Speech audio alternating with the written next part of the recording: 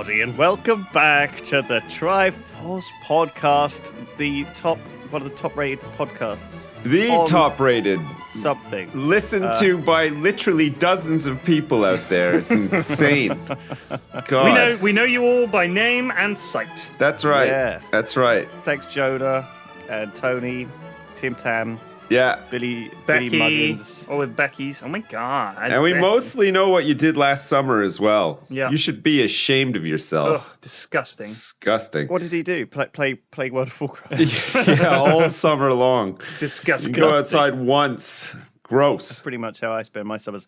How you guys doing? What have you been doing this week? Any news? I have news. From Oh my God, Boring okay. Dad front. Hit us. This was the worst dadding I've ever done. Okay. All right, I got the worst dadding I'd ever done. That sounds like a writing prompt. yeah. Dadageddon. I know, but this is bad dadding of like colossal proportions. Well, okay. Well, it's not that bad, but at the time, in the words of Morrissey, I can laugh about it now, but at the time it was terrible. So it was. This could be anything, right? We're going through my head right now. It's Okay. like, was it bad dad reflexes? Did you stop? Did you accidentally let one of your children go face first into the ground? That's very close. That's very Did close. you forget that you tied your kid to the back of the car and then you drove Put her on the roof of the car. hundreds of miles only to Drove out, realize people were that she waving was at me. running behind the car Yeah. for her life? No. And the other, is it more like a kind of a bad dad role model where you did something undadly? Oh no, I do that all out the time. of dad character. I'm settled into the fact that in terms of being a role model, they better find someone else. You know what I mean? Like their mother is a far better role model than I am. Like in no way would I ever say to my kids, when you grow up, I want you to be just like me. Like I would never say Right. that. Yeah. So your mum's a better dad. She's a better dad than you are. Mrs. F is a far better role model. But it's not the job of a parent necessarily to be a role model, because I don't think kids will, once they hit the teenage years, you're the least cool thing ever. They may end up being a lot like you, but they look up to you when they're younger, but when they're older, they'll resent you until they get old enough to actually look up to you again. But I honestly don't think... that's the thing, right? The teenage years, they try to rebel against you, but then they usually when you become an adult, you look back. And you think, wow. To your parents, and you think, exactly. Oh, maybe a couple of things that they did were okay-ish, somewhat. I have a lot of respect for my mum, for sure, for single parent family and everything like that. Like a lot of respect. And I know how tough that would have been. That's got to be tough. And you turned out terrible as a result. Awful. But see, that's, it's shocking. But yeah, I know. We know what you did last summer as well. Yeah. So this was on Monday. And I was picking up my youngest daughter from after school club, and I picked her up on my bicycle, and I gave her what is known as a Croggy. And some people don't know this term. It is a lift on a bicycle. So you give another person a lift on your bicycle, generally on the crossbar or the handlebars or on the rear of the bike. But a Croggy, I think it's like a northern term, involves giving someone a lift on the bicycle. She fell off, right? If she'd fallen off, that would have been good.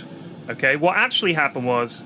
She fell backwards. We started off. She's on the crossbar. We've done this before. I've done this with both my kids. It's never been a problem. I thought this is a little risky, but dads are meant to kind of take a few chances. You fell off. No, and she cycled off on her own. That would have been awesome as well, but no. So I got her on the bike.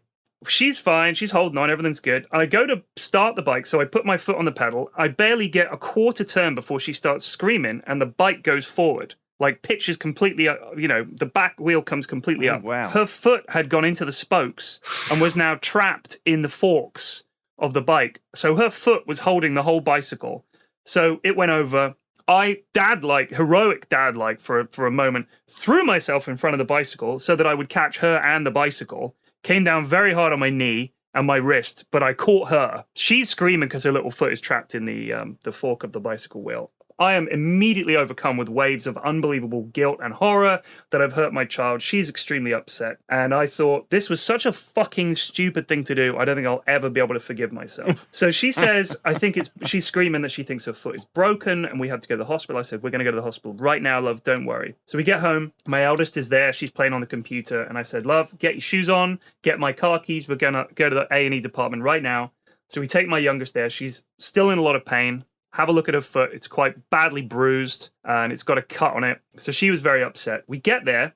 I tell the receptionist after waiting 10 minutes to see the receptionist. I see the receptionist and she says, what's happened? I described the situation. She says, okay, take a seat.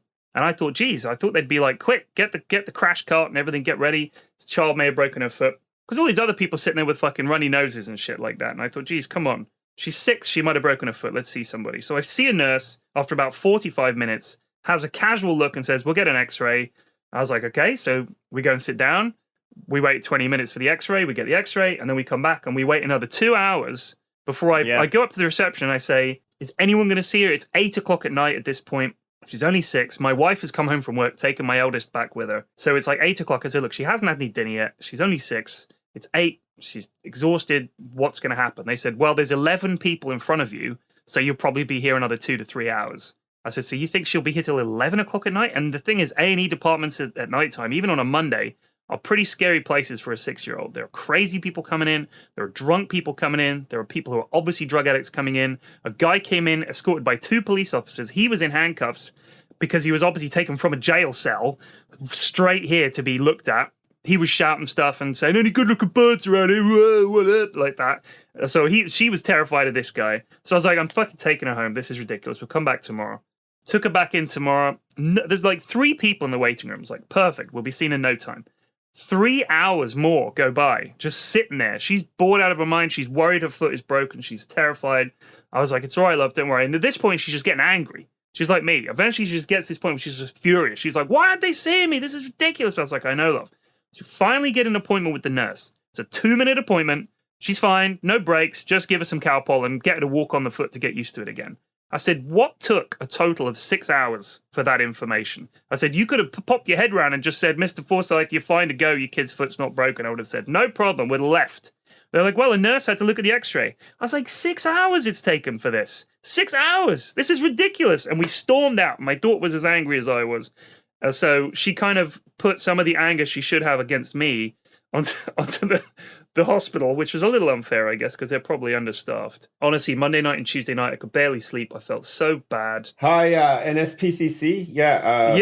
Honestly, that was the first question they asked: is this child known to social services? On a live podcast right now. If you could, it was so bad. Come and I arrest felt so You bad. could send the guys around. He tried to do a Croggy on a bike. It's the illegal maneuver. It's in the 5 guidelines of what you shouldn't do with your children. Obviously, one is pour scalding hot water on them. Yeah, no jugging. Don't jug the kids and don't give them Croggies. No 3 Croggies. Croggies are banned. 4, tying your child to the back of the car before you go on holiday. You're in the waiting room and two policemen are escorting in a very burly man who's covered in tattoos and he has a shaved head and he's got a swastika tattooed on his forehead. But you notice that his eyes are very red, like he's been crying. And you turn over to the man and you say, what happened to you, little fella? Turns around and he says, got my foot stuck in the spokes of a bike. and the exercise bike. Yeah. In the prison yard. And then some bloke jugged me. Do you know why I was in there? I'm only in prison for the first place because I tried to give my daughter a Croggy. I didn't know it was illegal. I didn't know you could do hard time for giving your daughter a Croggy. A Croggy? So lesson 1 for any parents out there, don't fucking do it. It's stupidly dangerous and I should have seen it coming. Oh, we laugh, but man, that sounds bad. I feel bad for your daughter. I hope she's okay. Do you know what? For both of you. Well, I feel bad for her. I don't feel bad for me. I feel like a fucking idiot. No, I'm really angry with you. I feel really bad for your daughter, though. But here's the thing, right? I've done that a few times. Croggy with your daughter? I've had my foot stuck in the spokes a few times. Oh, okay. And I've over my life. When I was a kid, when I was, I did it once when I was fucking cycling around Jersey as well. Like, you know what I mean? I just awkwardly put my foot somewhere and you know, and I really hurt my foot. But you know, So my instant thought when you told me about this was that I don't think it's broken. But then again, you can't risk it, can you? Right? You can't risk it because you know. But then again, right? I think in AOE, my stupid external input to something which I don't actually know the things of. But my feeling is that A&E prioritize things a bit like whoever's making the most noise, right? Whoever's causing the most fuss, right? If you keep asking, you know, every 10 minutes, or your daughter's bawling her eyes out, she would have been in and out of there in half an hour. What I would have done is give her a little poke. Yeah, no, pinched her a bit, Pinched her a bit, made her tear up a bit, start bawling. I mean, I think it makes sense that it's a priority system, but if there's a lot of people there, obviously, it's just going to take a while, right? Right, Well, but when triage. you're there... It's triage. But here's my problem with the system. is that when you turn up, and this is my whole issue with the way that this hospital in particular, I don't know if other hospitals do it this way. Your first point of contact is basically a receptionist, and you turn up and they ask you to describe the problem. So here's the issue with that. Regardless of, I'm annoyed because I had to wait 6 hours. Regardless of that, if I turned up and said, and let's say I turned up with my daughter, this is going back to when I was about 8 years old, just a bit less than that. I had appendicitis. My appendix was very close to bursting when we got to the hospital, and they had to operate right away. And if it had gone on a bit longer, my appendix would have burst. Who knows what would have happened? 100 years ago, I wouldn't be here anymore. But let's say I turned up with my daughter, and my mum was a nurse, so she knew what had happened. Like, she said it must be his appendix because he's like howling in pain when I poke him in the stomach. She figured it out straight away. Let's say I turned up with my daughter, and I turned up and said she's got a stomach ache. The receptionist would say, "Okay, we'll get someone to see you. Have a seat." There's no triage there. That's my triage in telling the receptionist what I think it is. She's got a tummy ache, which is the only information I would have to go on. She's not seeing a nurse. She's like screaming in pain. But I wasn't screaming in pain. I was only screaming in pain if you poked my stomach. This is when I had appendicitis. Sure, manly dad. No, when I was 8, Lewis. But at the same time, they could have poked your stomach just to set you off and then jump the queue. Right, but this is the thing: that's not triage.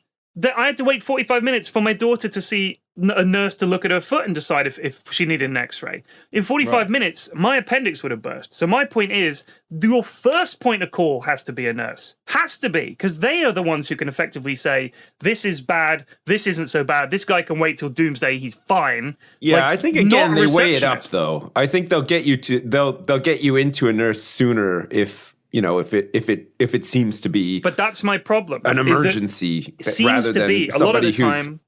Who knows what? Yeah. I mean, you can't look at someone and know how sick they are. Because I'm looking around the accident and emergency room when we're waiting there. There was people there that were clearly not that ill, but they could have been horribly ill. I think that you could tell, right? Because people who are really sick, who are in a real problem, or are those 10% of people who are just assholes and are just demanding and noisy, which you want to get out anyway. Get rid of those guys, get them sorted out, get them out of your waiting room anyway, because they're just going to upset everyone else in there. I mean, I'm sure that this is not a good system, and I'm sure that it needs to be done better, right? But if you're stuck in that situation, how do you get through it? You've got people coming in with stab wounds, with serious things, with bursting appendixes, right? And the people with, the 6-year-old girl who's not crying, who looks quite happy. But there was nothing like that. Keep pushing her back down. There was no line. one coming in bleeding. There was no one coming in with anything. Like, to the casual observer that looks serious. Know. You're not right, well, that's the thing. You're saying they're receptionist, what's but wrong with you? If it's bad, why are they sitting waiting for an hour with me? Well, like, the serious accidents go straight into the thingy. Right? At the end of the day, it's a little bit like a coffee shop. You go into a coffee shop. I went into fucking Cafe Nero yesterday, and I was like, I can't fucking be asked for this queue. If you go into A&E and you're sat there for an hour, you think, The thing is, your kid was well enough to be taken home by you. Absolutely. Do you know what I mean? Absolutely. But here's my problem. They've solved that problem. My problem is that I had to wait 6 hours because there's obviously a staffing problem in all NHS hospitals, which is at a crisis point. There's no way it should take 6 hours for this. None. But it's a psychological thing, though. Imagine the nurse had come to you and said, look, we're going to make you wait 3 hours because this is probably not very important and nothing, and it might just solve itself on its own. Then I would say, great, if it's not bad, let me go. It would take 2 minutes to look at the x-ray. Like, when they took it, I looked at it, the and there were no breaks. Do that because what if it is something bad and your kid dies? When you take her home, at the end of the day, the receptionist can't tell you that, can't make that decision, right? She has to just sit there and do nothing. But if they had even twice as many nurses, it sucks. It's a really sucky situation. But the problem is that what you find is that no one is in these rooms necessarily like asking these problems and addressing these things, and everyone's situation is slightly different, right? And what you have is like an overtaxed system where there's not enough nurses, not enough people. Right, but that's the thing. It's obvious. At even a casual glance, they know it's okay. Like, the numbers are okay. Like, the people, there's someone at the top who says, well, this is how much money we've got, therefore we're doing this much with it, therefore, this amount of people are dying, therefore that's okay. That's an acceptable amount of people dying. That's an acceptable amount of wait time. People know these statistics. They know the numbers. Like, we are happy with this system as it is, bizarrely. Or maybe some people aren't happy with it. Maybe people want to shut down the NHS and say, Flax isn't happy with it, so it needs to be changed. Okay, yeah, let's change it. So that's if you can just change story. it. Look, I mean, Sips makes a great point. I had a terrible experience. Therefore, the entire system must be fucked. It's a very difficult one to like put a call on, right? And there's a whole million buttload of factors in there. I tell you what, it's not a perfect system, but Flax, at least if you had seen somebody, you wouldn't have to pay any money to do it, right? I would have paid. That's another problem I've got, is that I would happily pay 250 quid to have not waited 6 hours. I would have done that. Are there private ERs, though? No, anywhere? that's what the first question I asked is, can I please not have to take her to a NHS hospital? Because yes, it's free, and there were a lot of poor people there. You could just tell straight away, this is their only shot at any kind of healthcare. And they can walk in and get it for free. Amazing, right? That's why we don't have people walking around like we do in a lot of countries in the world, just looking like their body is falling apart and no one is helping them. Fantastic. I love the idea of the NHS. I don't need to wait 6 hours, and I will pay. But there seems to be no option for me to do that. Now, what I don't want to do is but I don't want to go into the NHS and jump the line. It's not like a fucking fun fair. You know what I mean? I don't want to buy the special ticket. I don't want there to be 2 queues at the NHS. The fast pass, the right, NHS exactly. fast I don't want the pass. fucking NHS fast pass, which would screw over a whole bunch of people. I would personally love it, but the idea of it, the morality of it is awful. Yeah, no. I get that. But the thing is, I would go to a private A&E. Yeah. I would do that. I think because I don't want to wait 6 hours. I'm not 100% sure if this is accurate, but I remember reading something at one point about the French healthcare system, and they have you get a free baguette on arrival and a glass of wine and you live. I mean, that's probably. I recommend a glass of fromage. And all the hospitals smell like really strong cheese too, but. I remember reading this thing where they had... Instead of ambulances, we have bicycles. And our ambulance men wear white and blue jumpers. And each one has a basket in the front stuffed with onions and baguettes. The smell of the onions keeps the people healthy as the ambulance Croggies people to the hospital. Anyway, we're sponsored by France today as well. I hope we're fulfilling all of our obligations for the sponsorship deal as well. So France, thanks very much for giving us a whole bunch of money. Merci beaucoup. Support. But no, I think in France there's a system or some sort of thing where basically they try to say to people, listen, if you can afford to go private, there's lots of options for private. And Privé. You know, it's probably better for you if you can afford to do it as well. And you're freeing up space for people who really need it and can't afford to even think about going private, sort of thing.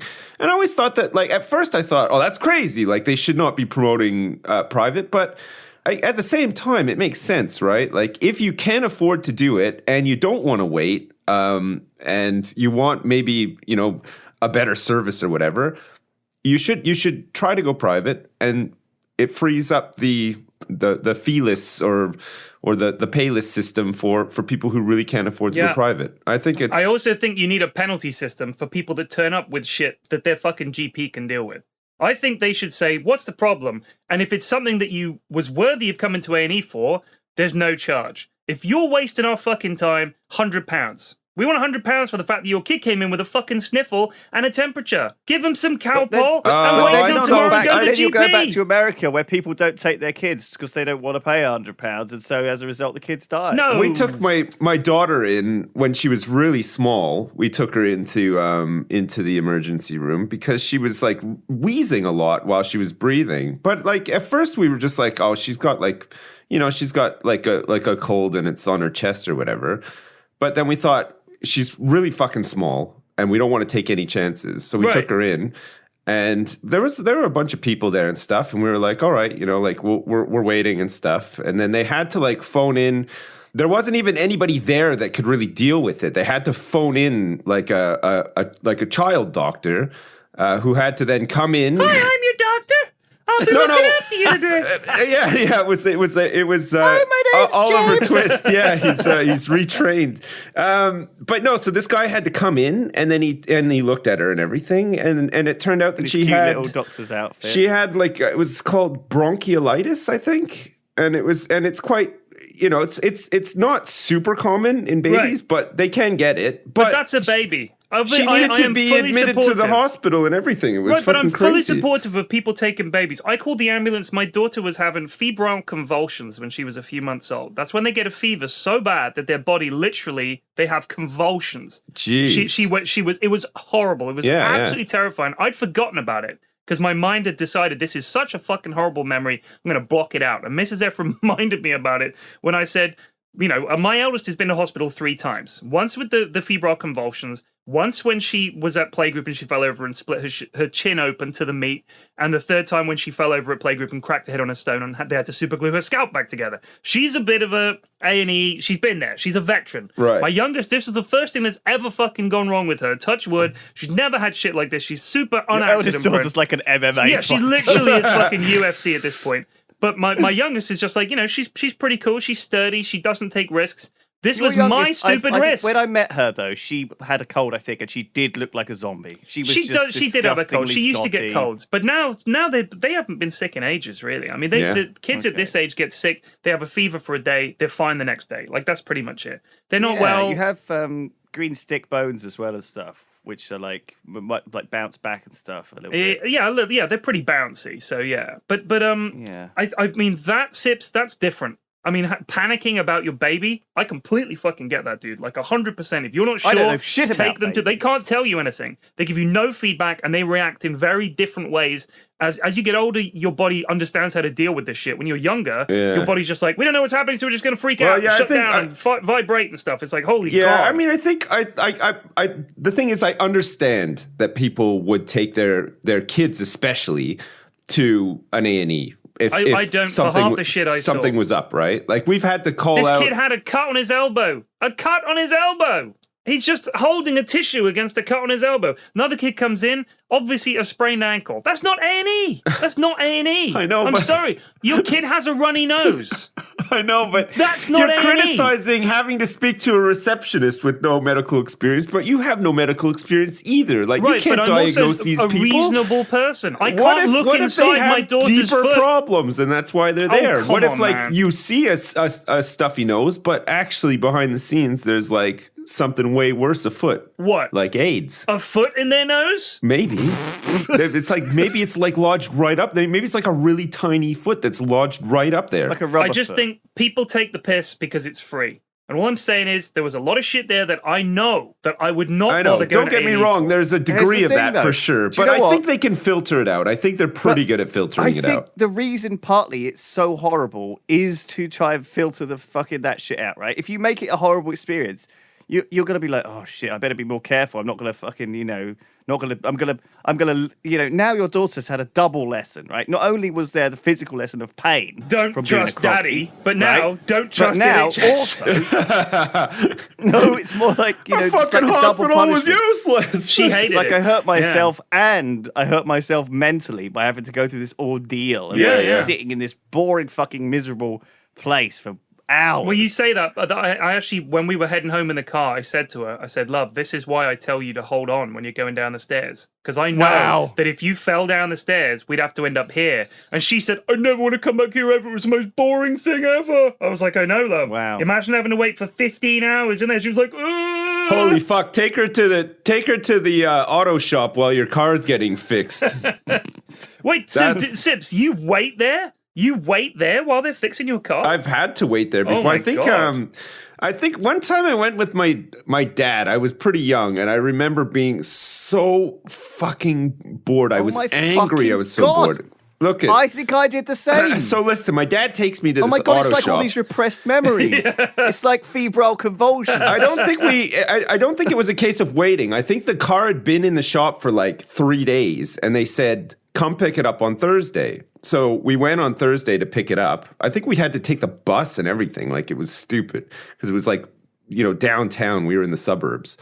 So we're in this auto shop, and my dad's like, yeah, I'm here to pick up the 1985 Toyota Tercel, license plate, blah, blah, blah. And, the guy's like, all right, yeah, just take a seat. We'll get, like, the guy who worked on it out here to, whatever, hand it over or have a word with you. Hey, Mickey, that guy with the fucked up cars here. Yeah, no, and we were there for, like, 5 hours. It was fucking crazy. I remember my dad getting, like, increasingly annoyed and, like, going up and asking what was going on and being told to wait longer because something or other, and like, oh shit, it was the worst. I mean, this. I know we always say this, but this is in a time where there wasn't like phones, cell phones, like tablets. There was fucking nothing to do in there, and those places are the worst. Like their solution for potentially a kid waiting in there is a really old, dusty gumball machine, and that was it. Oh my God. Or like sometimes you had the double, like the chiclet and then the jelly bean machine, but like this one just had a really old like 1950s gumball machine in it. Now the solution seems to be that little table with the wires, and you have to move the shapes along the wires. Have you seen this? Oh, yeah. I'd be amazed. My 9-year-old has played with that shit for like an hour. And I was like, love, are you not bored? She was like, this is amazing. I was like, really? She loved it. Oh, fuck. I wouldn't mind nowadays, though. Like, if I had my phone, I would just fucking read some Reddit or whatever. Like, 5 hours, no problem. I don't give a shit. It was bad. It was bad because I didn't know how long I was waiting. That's what annoys me. If they said to me, it's going to be a 3-hour wait, I would have been like, oof. I mean, the thing is, here's the better system. They take your phone number. Everyone's got a phone these days. You don't have to sit in a fucking waiting room. They call you. You're 5 minutes till your appointment. Can you come back? Yeah, no problem. If you're not back in 5 minutes, we're giving the appointment to someone else. I'm on my way. And there's a cafe, and you can fucking sit there. There's a park right there. You can go outside. Why not that instead of sitting in this room with all these fucking sick, ill, weird people? This guy comes in. He's dressed head to toe in like tight black lycra.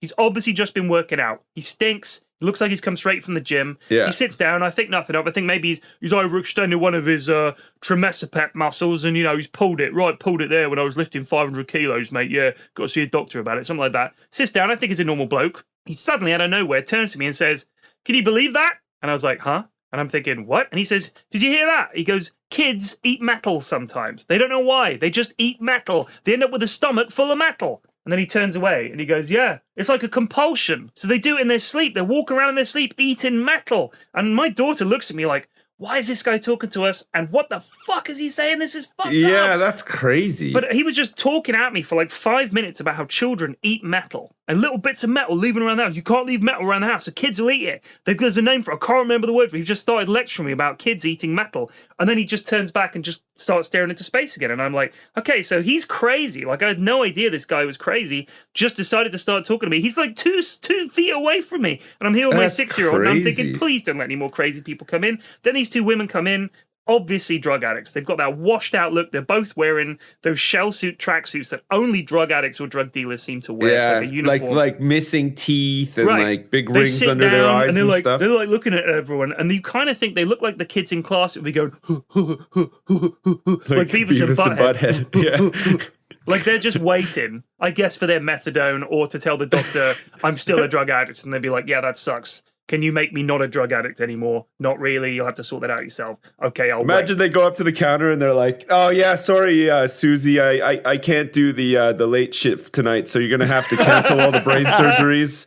No, I just realized I've got something else that I have to do. Drugs. So see you later. It's drugs. Yeah. But I was just like, get me out of here. Like, if we could just go wait somewhere else, just give me a call. People do not like waiting for anything. But one thing that I noticed is that people will act really crazy to avoid waiting as well. When we were at Disney in the summer, we got into the park early one morning. We had like a pass where we got into the park like an hour before it opened. Right. It was like some special deal or whatever. The early bird pass. It's called the early bird pass. So we were like, fuck, holy shit, great. Like, there's going to be no one there. We're probably going to be like, it'll be like a skeleton crew in there. Who the hell is going to be in there an hour early sort of thing? So we got up super early, went over, got in, and of course, it's fucking packed. It's just like as packed as it normally is, sort of thing. I guess everybody gets an early bird pass, so we're like, all right, fine. It's busy, but we're here early, and like, who knows? Maybe like if we're lucky, we can get to the front of a ride queue and not have to wait for like an hour or whatever. So we go into the park, and then at various points in the park, there was like these little blockades because I guess they start cleaning it really early in the morning because it's open till 11 o'clock at night. They do like the illumination show and stuff. So there's probably garbage like sitting on the ground all night in Disneyland, which they can't have. You know, it needs to be like this pristine thing. So I think they start super early in the morning, like cleaning up the park. And if it's not quite ready for like the early birds or whatever, they just block off parts of the park. So there's a couple of people standing there, you know, stopping people from going. So we started. How early are we talking here? Hey, how early is this? Like 8 o'clock? Like yeah, it was like o'clock? 8 in the morning. Yeah, I think it was like, or it might have been 9 actually. I think the park opens at like 10, so it could have been 9 o'clock. So anyway.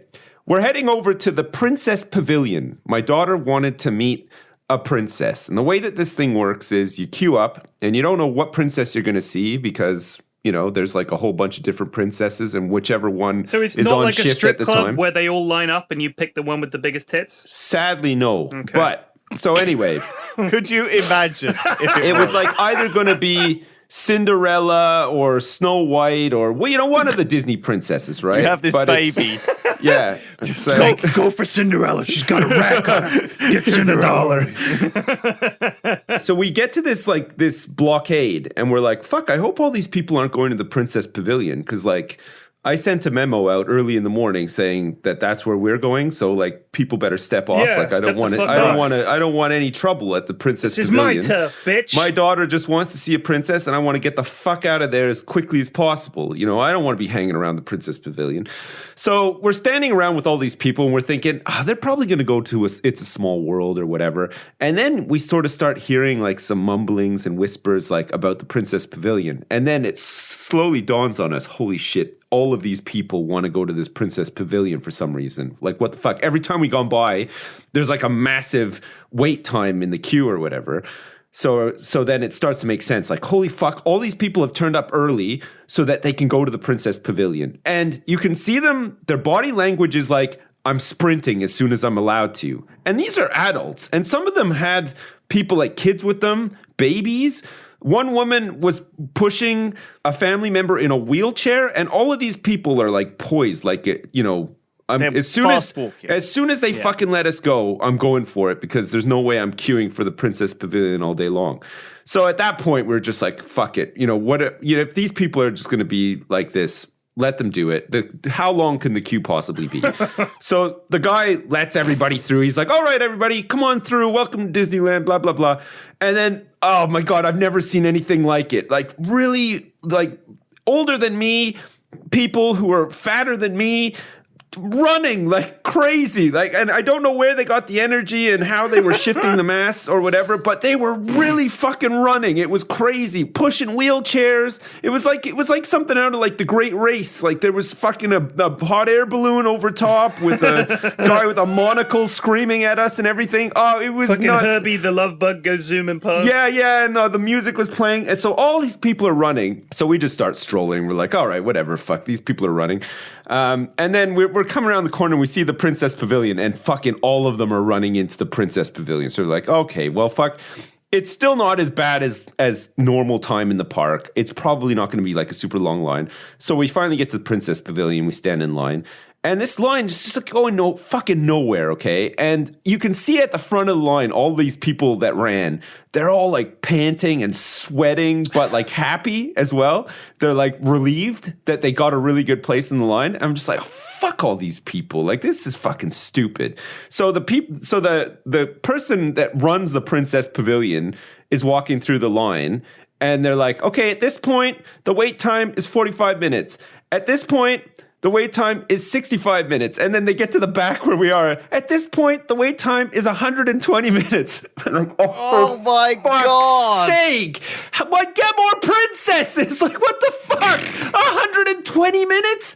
With all these fat, sweaty people that just ran for the first time in their lives and now they're all happy because they're at the front of the... Fuck me. So we didn't get to go see the Princess Pavillion at all. And oh my God. My daughter was like was she small enough to not be super devastated by this? Because she didn't really know like what it was in the first place. But holy shit. My recommendation to you is that if you do want to see the Princess Pavillion at Disney, undergo a rigorous year-long training exercise and training regime before you go, so that you're in tip-top shape. Get an early bird pass and then run like a motherfucker if you want to see this, because that line is like that all day long. It's like 120 minutes. I've got an alternative for you, actually. Fuck. If you get hold of a bike you can give your daughter a Croggy Oh yeah, straight over there. yeah, right? shit, and just like Should have thought about that. I know they need to invent a bike wheel that has no spokes. Is this possible? Like with the materials There are available spokeless nowadays? bicycles. There are spokeless bicycles. Yes. So that maybe that's the answer, Flax. Maybe you get that so that you can carry on a proud tradition of Cruggies. Yeah. It's Croggy. Sorry. Crunkies. Whatever. Do you think it's again Cummies. like? Do you think it's again like one of those same situations as P-Flax in the fucking hospital, right? And it's that the queue. They know what it's like, right? They want to keep it exclusive. They want to keep it this exciting thing, but also those people who maybe those people who do have older daughters who are more problems to deal with, and if they don't go to the Princess Pavillion, then it ruins their parents' life, Yeah, you know? probably. But everybody thinks. I think everybody has that little bit of them that feels entitled, right? And even me, like a small part of me thought, like, why the fuck do I have to wait in a line? Like, just let me see the princess and let me move on with my life. Like, this is what my family wants to do.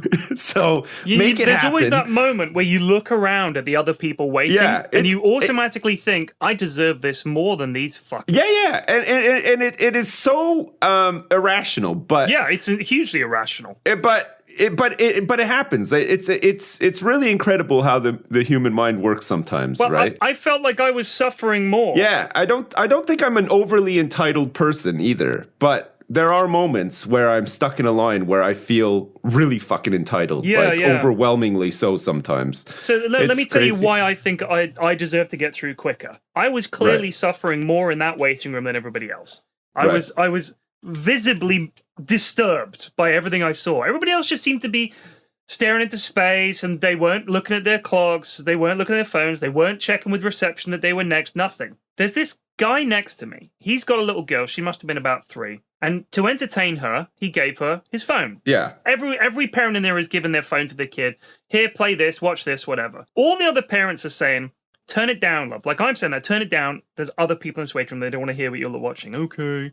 This guy lets his kid watch his phone at maximum fucking volume. Oh, they're the She worst. is, because she's like 2.5, 3 years old, she's watching the same fucking video over and over and over again. It's sadly not. No, like at that age, it's like Bing and Postman Pat. Let me and tell you stuff what like it that. was. It was, I don't know who the fuck makes these. It was a super janky CGI awful thing of the wheels on the bus. Yeah, no, they're all made in India. There's like, seriously, there's a studio filled with, you know what I think they do? It's like all those simulator games that come out of Germany. I think that there's an animation program at a school in India, and all of them end up doing Wheels on the Bus as part of like their fucking believable. Yeah, and then they all make it onto YouTube, and one of those videos gets more views than I've ever had as a channel entirely in 7 years. It's a crazy. kid. It's literally little kids just pressing go again. Yep, let's see that again. Yeah. One more fucking time. I know people will think I'm exaggerating, but I am not. For 1 hour, she watched the same video over and over and over again at the loudest volume that this dude's phone would go to. Yeah. Now, I'm looking at him and I'm thinking, like a half an hour of me in a turmoil. I'm thinking, this dad is just like me. Like, he's sick to death of being here, just wants his kid to be happy, maybe he doesn't know what's wrong with her. Like, I'm trying to empathize with this guy as much as I can and think she's happy, so he's like, whatever it takes to keep her happy, no problem. But another part of me wants to grab him by the fucking throat and say, can you see the 40 other people in here that are sick of knowing that the wheels on the bus go around and around, around and around? We know. Shut up! Oh my God. That's the other part of me. Sometimes people like just don't fucking know how annoying they are. Though. And so the way I like to do stuff is kind of really passive aggressive stuff. Like, right. So for example, every time that song starts up, No, I will just start singing along to it. Wheels on the bus go round and round. Just making eye contact with him the whole fucking time. Wheels on the bus go round and round. You're singing it back round to him. Round. Just making eye contact. Just until he fucking is like, oh yeah, maybe this is a bit loud. Man. Do you know what I mean? I mean, I would have had to say, I was trying to phrase, I thought, how can I phrase this that gets across the fact that I've had enough, but at the same time, I'm cool. So I don't want to say like, turn that shit down, which is what I want to say. It's a type though, right? A guy who has his kid on his phone at full blast. Let me guess. He had a black sweater, but then he had like shell suit bottoms, right? No, he didn't. With the buttons on the side and like kind of open, so like the bottoms of were flapping around a bit. No, sadly, he Big didn't. white pair of Reeboks. You know this guy. Slick back hair, kind of scruffy. Kept coming in and out of the waiting room because he was going out for smoke and maybe a gold chain as well. Is this the guy? Right. No, Because that sadly is not. the guy that lets their kids listen to the phone at maximum volume. That is the guy, but this was not that guy. This was another Right. guy doing an impression, I guess, of that guy. Right. But the thing is, his daughter's watched the vote. He keeps getting interrupted because he keeps getting phone calls, presumably from his wife, Oh, saying, shit.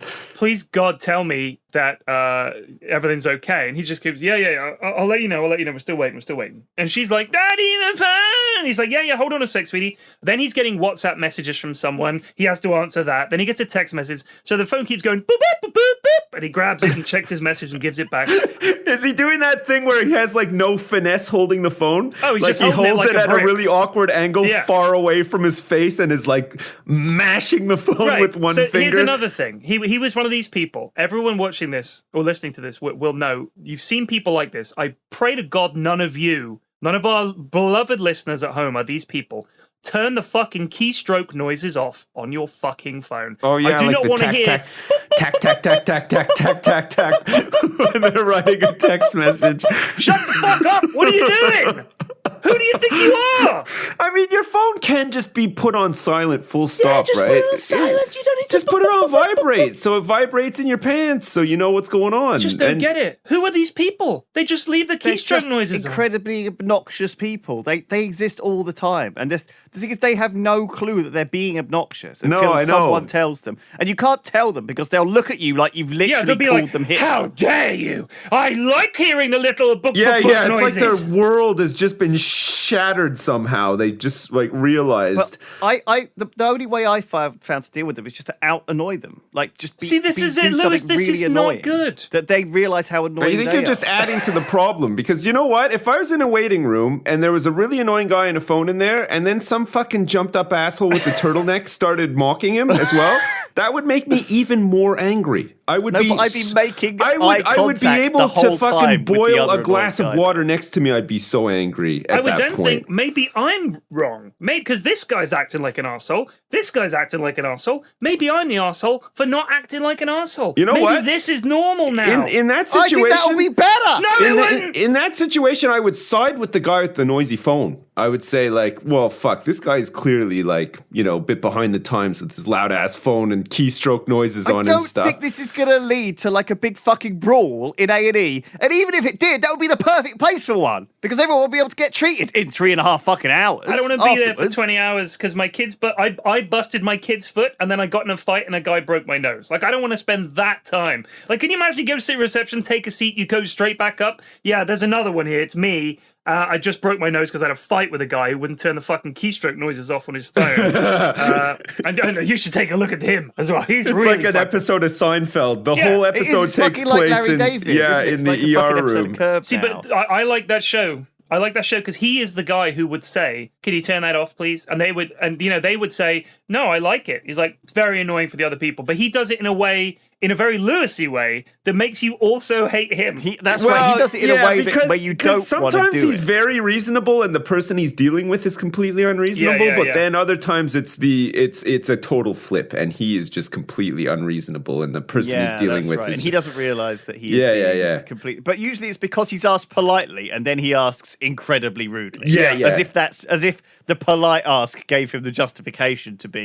Well, I asked politely once, and you didn't do anything, so now I'm calling you a. Hey, so listen, I got jumped in a queue one time at the The only time I've ever been to the emergency room, other than, I lie, I went to the emergency room one time as a kid. I fell off my bike. I was really young. I fell off my bike. They're dangerous things, man. I wasn't getting a scroggy or whatever. I was riding my bike on my own and That I sounds fell like off. a scrotal like rash. That's when yeah. you get your nuts caught in the spokes of the bike.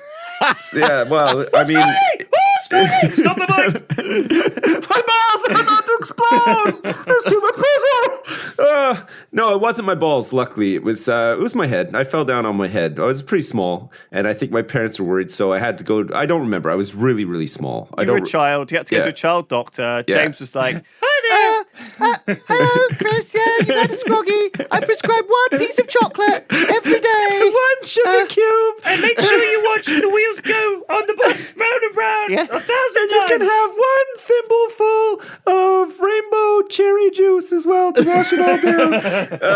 So the other time I went to the emergency room was because I was having. At the time, I didn't know what the fuck it was. I thought I was dying because I was having a heart attack. But turns out it was my gallbladder, which had to be removed. I had this genetic condition, which meant that there was a lot of crystallization inside my gallbladder.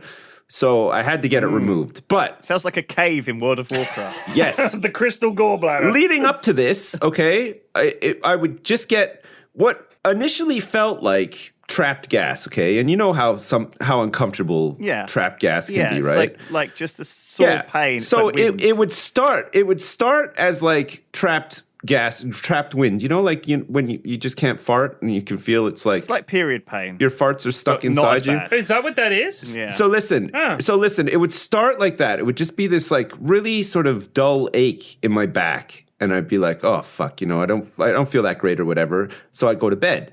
And then I'd wake up with this just like terrible fucking heartburn, okay? And this like what felt like really bad trapped wind. And I would get out of bed and I'd lay on the floor thinking like, oh, if I lay flat or something, it'll shift it or whatever. And then I'm laying on the floor with my ass pointing in the air thinking like, geez, I just got to fart so bad. Like, why is this trapped and stuff?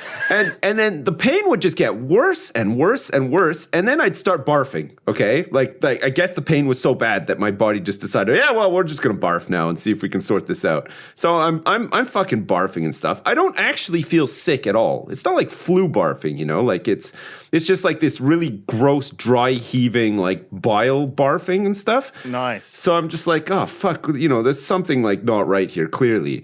And where I used to live was like 2 doors down from the emergency room. So I was like, well, fuck it. It's 3 o'clock in the morning. I'll just go to the emergency room and see what's up. Like I'm not just going to lay here on my back barfing like all night for no reason sort of thing. So I go into the emergency room. There's even at 3 o'clock in the morning, there was like 10 people in there. Like Flax described. There's a dad there who gave his daughter a Croggy and is still there 11 hours later. Yeah, and then he had a broken nose too. So I go up to the receptionist. With the bus on his phone at max volume. It sounded We've been like doing the whole thing. I think it was made in India or something. It looked like the animation studio out of India, possibly. Yeah. So I go up to the receptionist and I say, "Listen, I've got this really fucking sore stomach, and it's like I've been sick and everything. I don't feel sick, but I've been sick." And she's like, Have you done any Croggies? All right, well, take a seat, and there's a bit of a queue, but we'll get to you, like as long as you're okay to sit. And I was like, yeah, I should be fine or whatever. So then I feel this overwhelming urge to barf in the ER. So there's a toilet. So I ran over there. But I didn't have time to close the door. Like I just had to like start heaving over the toilet sort of thing. So the door's open. Everybody in the room is like, oh, fuck, this guy's like just barfing or whatever. And then the woman came out and gave me this really strong cardboard tray thing that I could hold, that I could barf into. I thought it was just going to get all soggy and leak through, but this stuff is like pretty good. Like there's no leakage whatsoever. Anti-barf box. Because I barfed in it a couple of times. Made in India. And then they were like, hey, yeah, come through. Like you're fine. You can come through now. It was like instant. I just jumped the queue like 10 people. And then they checked to see if I was having a heart attack, and they checked like all of this stuff, and there I was barfing still and stuff. It was crazy. But it turned out in the end it was just my gallbladder that needed to be removed. Just the major fuck thing me. that It was crazy. It was crazy. Remove. But yeah, so the one other time that I went to the emergency room, I got fast-tracked just because I was barfing. So, Flax, next time you give your daughter a Croggy and she gets stuck, just barf in the waiting room. Okay. You guys get right through. No problem. Make her barf. Yeah. She was sick. She was sick a little bit last night. Kids are funny. They're a bit like dogs in a way, in that they'll just randomly vomit for no discernible reason. Yeah. So she's singing The Greatest Showman. She loves The Greatest Showman. She's singing a song for The Greatest Showman, and she just goes, and a little bit of sick comes out. And she was like, I was like, are you okay? She was like, yeah, I just sort of sang too much and was a bit sick. I was like, you gotta respect the commitment to the performance there. That she's so. You don't see it on X Factor, do you? Yeah. Oh You my don't see God. it like a big, a gorgeous woman in like a nightgown, just like sick. busting out some opera. And then afterwards, she gets that cardboard pot. Like they've just got them stacked up by the side of the stage. These cardboard monsters because everyone after they've sung too much. I love how I guess it's kind of like the same thing as the guy in the tracksuit with the really loud mobile phone. Like he has certain characteristics that are that of a child, right? Because kids just don't give a fuck, right? Yeah. Like I bet after your kid barfed, she was just like, oh, whatever, I barfed. Yeah, she sort of was thing. perfectly cool with it. Similarly, he doesn't give a fuck either. He's got his phone on super loud and he's just like, whatever, I don't give a shit. Exactly. My daughter the other day we have like this in our house. The living room connects to the kitchen, which connects to a hallway, which connects them back to the living room. So it's like a loop. Right. So the kids oftentimes run through the kitchen, around into the hallway, through the living room, back through the kitchen, and they do like this circuit. So my son was at school, and my daughter was like marching around listening to some kids' music or whatever, and I was just sitting in the living room.